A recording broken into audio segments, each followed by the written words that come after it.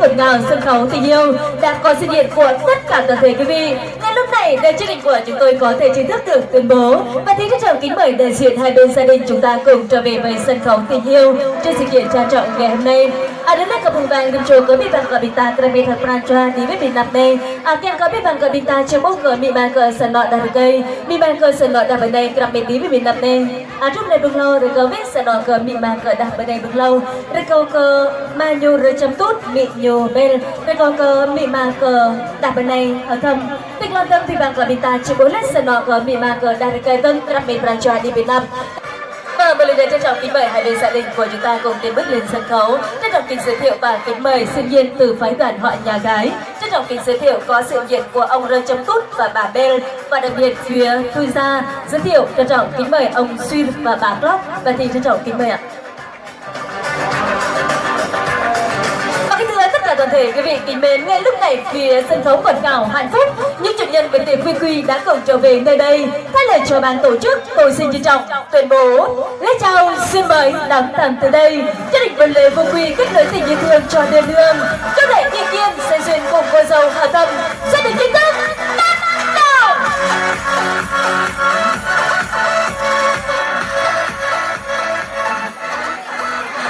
Tất cả quý vị kính mến, một tiếng pháo hoan hỉ cũng đã chính thức khai mạc cho gia đình buổi lễ Vô Quy của chú rể Kiên và cô dâu Hà Thâm. Và đặc biệt trong sự kiện trang trọng ngày lúc này, tất cả chúng ta cùng đã bỏ chút thời gian quý báu và ngọc cùng trở về nơi đây chúc mừng hạnh phúc cho buổi lễ của chúng ta, và đặc biệt để chúc mừng cho hai bên gia đình của chúng ta có sự kết nối, thì chúng ta sẽ cùng lắng đọng trên sân khấu. Đây là tri ân thân thương từ hai bên gia đình gửi gắm đến tất cả chúng ta ngay lúc này ạ. Cùng dâng lên bố mẹ của mình để cùng thể hiện tình cảm thiêng liêng để của những người con trọn vẹn. Các bạn những ngày thơ vô cùng ngọt ngào nhẹ nhàng âm cung, nhưng đó không phải lời cầu chúc của quý vị dành đến cô dâu và chú rể. Ân cần để chúc mừng hai bên sinh ra của chúng ta cùng thắt chặt tình yêu thương cho nhau. Một lần nữa xin cảm ơn tất cả quý vị và xin cảm ơn hai bên gia đình của chúng ta cũng rất là nhiều.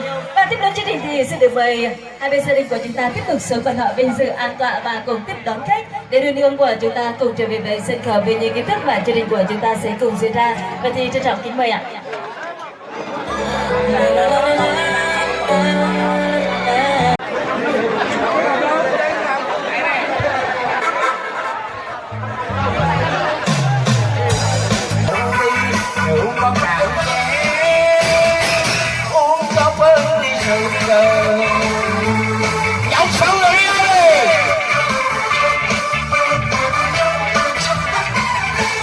Hát karaoke, ok, không vui lắm ê. Khi hát karaoke, xong xuôi mình tôi vũ trường.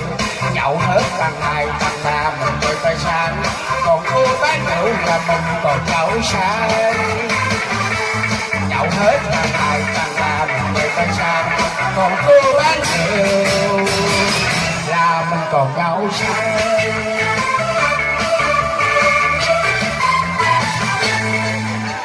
Vâng, xin chân thành cảm ơn tất cả quý vị và xin phép ông xin và cũng như theo yêu cầu của tất cả quý vị có mặt trong hôn trường ngày hôm nay là xin mời tiếng hát của anh Kim Hữu.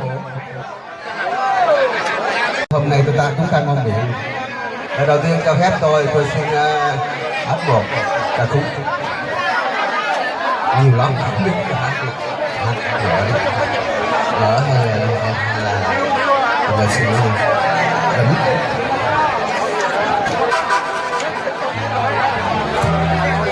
Một bài thôi.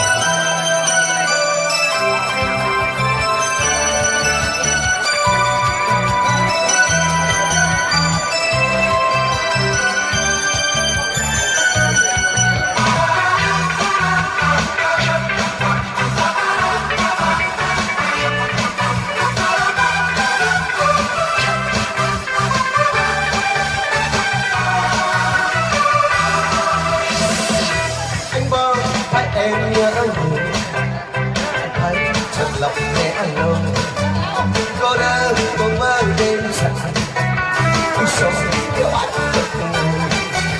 Em ơi giờ đây anh cần một bờ vai em nhưng không cần ai lúc nào để anh cần nơi cửa vào.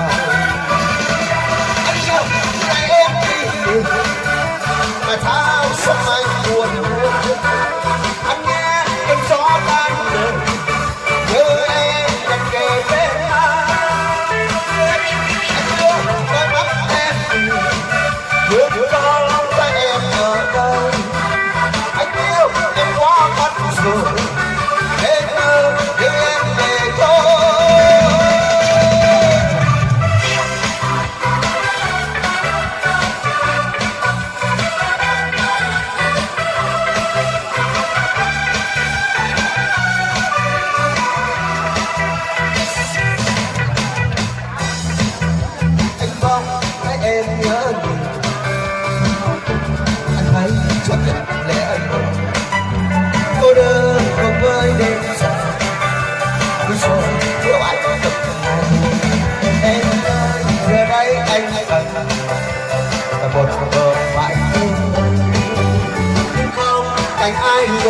này để anh ơi của vào anh nhớ là em vì mà sao sông anh buồn ơi anh nghe cơn gió tan đời nhớ em gần kề bên anh biết đôi mắt em yêu lo phải em ở đây anh yêu em quá mắt rồi